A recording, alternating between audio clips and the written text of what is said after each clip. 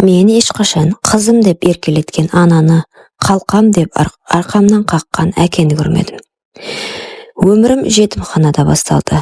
Туғаным бар шығар, бірақ олар қайда, менің бар екенімді біле ме, білмеймін. Әйтеуір бала кезімнен жүрегімде бір бос кеңістік пайда болды.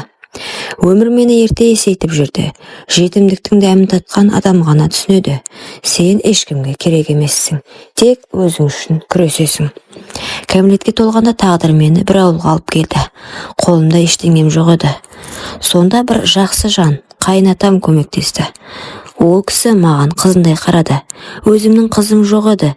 Енді сен бол деп баласына таныстырып мейірімге бөлеген сәті әлі есімде. Сол кезде өмірімде алғаш рет әкелік мейірім сезіндім. Ал күйеуім ол мүлдем басқа адам еді. Әуелде үміттендім. Мүмкін мені әйелім деп сыйлар дедім. Бірақ оның жүрегі мұздай болды. Ол ешқашан жылулық бермеді. Көзқарастан еркелікте, сүйіспеншілікте таппадым. Кейде кешкісін жалғыз отырып ойланамын. Мен шынымен әйелімін бе, әлде біреудің үйіне артық кіріп кеткен жетіммін бе деп. Әр түн мен үшін қорқынышқа толы еді. Қайнатам болса мейірімін төгіп жүрді. Таңертең дастархан басында күліп, қызым ботқаны жедің бе деп сұрайтын. Мен көзіме жас алып, басымды изейтінмін. Ол менің жүрегімді жаралап жүрген барлық ауырлықты сезетіндей көрінетін. Бірақ мен білмеппін, бұл тыныштық ұзаққа созылмайтын. Алдағы күндер жаныштар оқиғалар күтіп тұрғанын. Күйеуімнің жылылық күтуден үмітімді үзгенмін. Ол маған ерінде тигізбейтін. Қасымда жатсам да бөлек әлемде жүргендей салқын еді.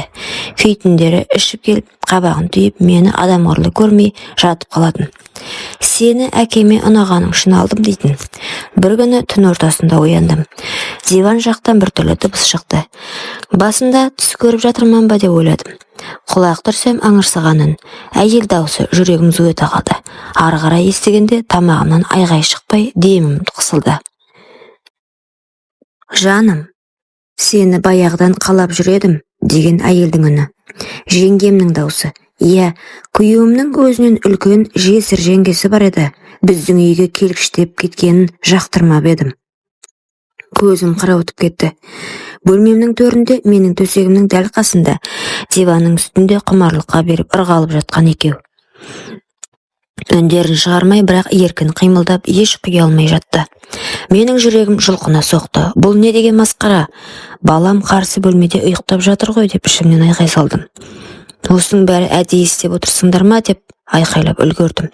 Күйеуім жалт қарап, жап аузыңды деп тістен айқайлады. Тіпті қымсынбады. Жеңгем болса маған қарап мысқылдай күлді. Сол сәтте өзімді тіреулік сезіндім. Қаным басыма шапты, бірақ қолымнан ештеңе келмеді. Өйткені балапаным басқа бөлмеде тәтті ұйықта жатыр еді. Айғайлап жылайын десем, оның құлағына жетіп, санасына жара түсерін ойлап үнсіз қалдым. Түннің қараңғында жеңгемнің аңырсыған үндері, кереуеттің сықыры мен күйеуімнің күркірей демалғаны құлағымда сесіп бара жатты. Жүрегім қанжылап тұрса да көрпені басыма бүркеніп, өзімді естімеген, көрмеген адамдай ұстадым. Бірақ ол дыбыстар менің жанымды мәңгі жаралады. Сол түні алғаш рет өлген мартық қой деген басыма ой келді. Не үшін маған осылай жасады деген сұрақтар маза бермеді. Көктемнің қара суық күн еді. Қайнатамның денсаулығы күннен күнге нашарлап бара жатыр. Бас айналып, аяғы жүрмей қалды. Бір күні тіпті төсекке жатып қалды. Қайнатама бәрін жайып салуыма болатын еді, бірақ мен ол кісіні аядым. Бір жағынан айтсаң, үйден ит қылып қуамын, далада қонасың, баланы бермеймін деп қорқытатын. Сол сәттен бастап менің өмірім өзгерді. Таңертең кешке дейін атамның қасынан шықпаймын. Қолына қасықпен тамағын беріп, дәретіне дейін төгіп, жөргегін ауыстырып, еркектенбей, жирекенбей, мүшесіне дейін қолымен ұстап жуындырып жүрдім. Ары ұятым ешқашан ойыма келген жоқ. Тек осы жанға соңғы күндерінде жылу сыйласам болды деген ғана тілек тіледім. Атамда өзінің осылай жатқанына қайналып күрсініп қоятын. Ара-тұра келін деп шақырғанда жанында табылып жүрдім. Соңғы кездері атам көп сөйлемей, үнемі мұңайып жүретін. Әлде баласына ренжулі ме екен? Ал күйеуімше ол ешқашан жанынан шықпады. Әкемнің иісі сасып кетті деп түнде басқа бөлмеге кетіп қалатын. Жеңгесі екеуі сыбырласып күліп жүргенде мен атамның маңдайынан терін сүртіп жылап отыратынмын. Қызым, деді бір күні атам әлсіреген дауыспен.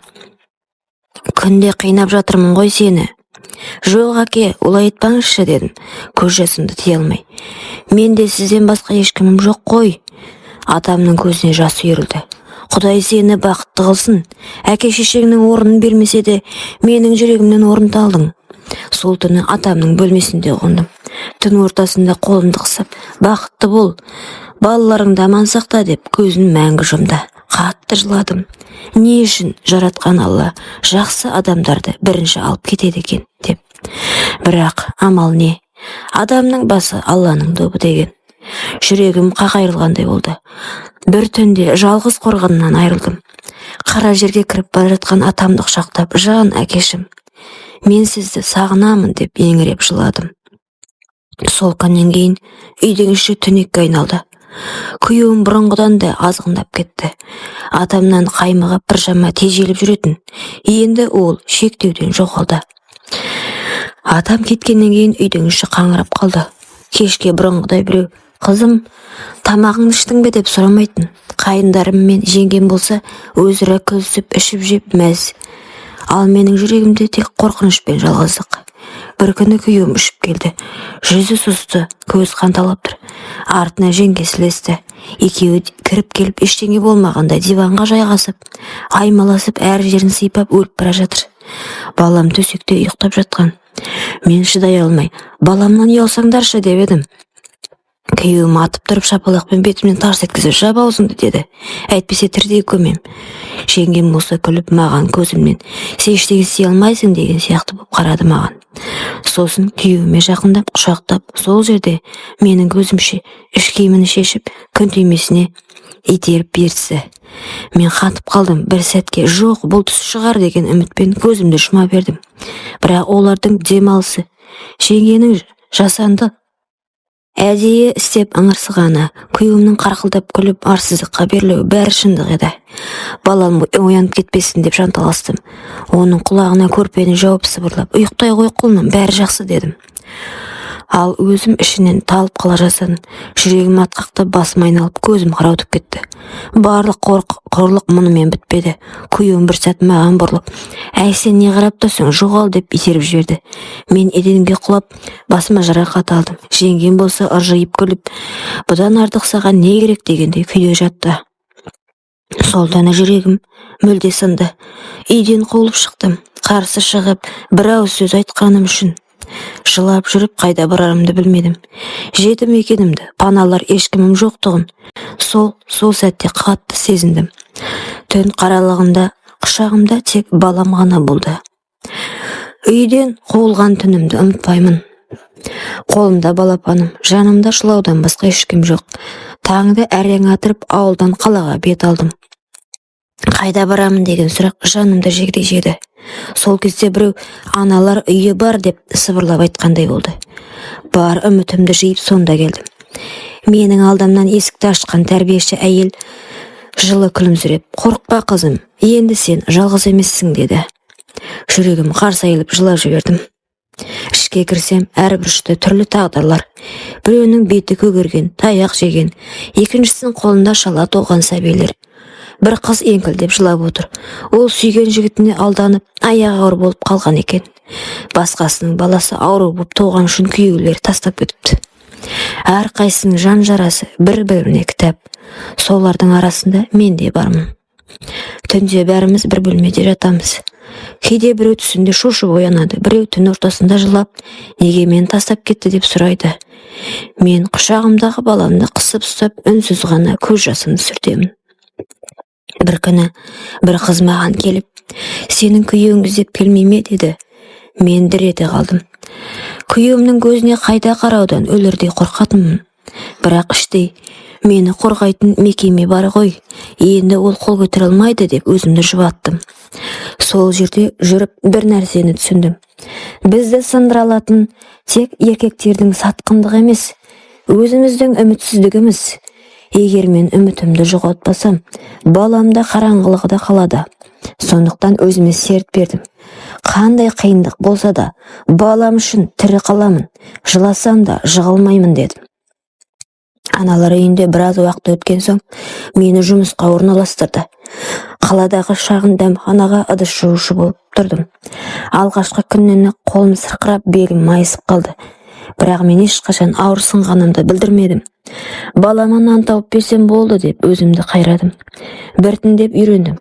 Аяқ астынан үстел сүртіп, тамақ тасып жүріп, адамдардың жылы сөзінде ести бастадым. Әй қызым, қолың шебер екен дегенде жүрегім жылып сала беретін. Өйткені көп жылдан бері ешкім маған жақсы сөз айтпаған еді. Күндерім осылай өтіп жатқанда, дәмхананың қасында жұмыс істейтін бір жігіт маған жиі көз түсетін болды. Әуелде мән бермедім. Әйелмін бе, жоқ па? Жүрегімде жара тұрғанда махаббат жайлы ойлау артық шығар деп ойлайтынмын. Бірақ бір күні ол мені тоқтатып жай ғана: сіз көп жылаған көз сияқтысыз, бірақ күлімдегеніңіз сондай әдемді деді. Жүрегім дүрсілдеп кетті. Бұндай сөзді бұрын ешкімнен естімеген едім. Ол менен телефон нөмірімді сұрады. Бірақ мен басым шайқадым. Жоқ, кешіріңіз, мен дайын емеспін дедім. Ол қыңқ етпеді, тек жымиып: уақытыңыз бар ғой, мен асықпаймын деді. Сол күннен кейін менде жаңа ой туды. Мен шынымен бақытты бола алам ба? Әлде еркектен көңілім мүлде қалған ба? Баламды құшағыма қысып отырып өзіме серт бердім. Құлыным, сен қаласаң ғана мен тұрмыс құрамын. Өгей әкеден таяқ жегеніңді қаламаймын. Сенің бақытты болуың менің жалғыз арманым. Мен сол күні қайтадан көз ілмедім. Құшағымда болған сәттерім жүрегімде ең тәтті, ең ауыр естелікке айналды. Көзімді жұмсам да, жаным күйіп, тәнім оны аңсай берді. Бірақ енді бәрі кеш еді. Ал ол болса үнсіз кетті. Бірақ рет жазғаны: мен сені ұмытпаймын, бірақ тағдыр бізді аямады. Қолымдағы ұлымды қысып отырып, көз жасымды тыя алмадым. Менің күнәм емес еді. Мен тек махаббатты аңсадым. Бірақ бұл қоғам мені кешірмеді. Кейде ойлаймын, егер ол шын сүйсе, алып қашар ма еді? Бірақ егер деген сөздің соңында бәрі бос қиял ғана. Сол түні мен далаға шықтым. Ай сәулесі шашылып тұрды. Жүрегімде мың құс шырылдап тұрғандай, қатты айғайлап жібергім келді. Мен де адаммын, махаббатқа мен де лайықпын. Құшағымдағы өсіп келе жатқан ұлым үнсіз жылап жатты. Оның көз жасын сүртіп тұрып, мен іштей серт бердім. Сен менің жалғыз бақытымсың. Әкеңнің махаббаты бізге жетпесе де, мен барымды беремін. Сен менің жалғыз үмітімсің. Жүрегім қайрылғандай ауырса да, сол сәтте сезіндім, өмір әлі де жалғасады. Махаббаттың дәмі ащы болса да, ана болу тәттілік екен. Бәлкім бір күні ол қайта жолғар. Бәлкім мені шынымен сүйетін адам табылар. Бірақ қазір менің бүкіл өмірім қолымдағы кішкентай жүрек. Күйеуім жеңгесімен бас қосып еді. Уақыт өте келе екеуінің арасында тыныштық болмады. Құмарлықпен басылған байланыс бір күні шоқтай сөніп, орнын өкініш басты. Жеңгесі жасарып кеткен жоқ, керісінше қартайған сайын мінезі шектен асып, екеуі күнде ұрсып бірін-бірін қажай берді. Мен кеткен соң үйдің оты өшті. Балалардың күлкісі естілмейтін қараңғы, салқын төрге айналды. Екеуі де бақыт таппады. Ал мен жалғыздық пен жаралы жүрекпен жүргеніммен балам үшін өмір сүрдім. Қайсар болуға тырыстым. Өйткені менің жүрегімде әкемдей жақсы адамның дұғасы бар еді. Сөйтіп, тағдыр бір шындықты дәлелдеді. Жетімді жылатқан оңбайды, жат құшақтан бақыт таппайды. Құрметті оқырман, өмірден алынған сабақ болар оқиғаларды тыңдағыңыз келсе, менің арнама тіркеліп, лайк, комментарий жазып қолдап кетіңіздер. Келесі кездескенше.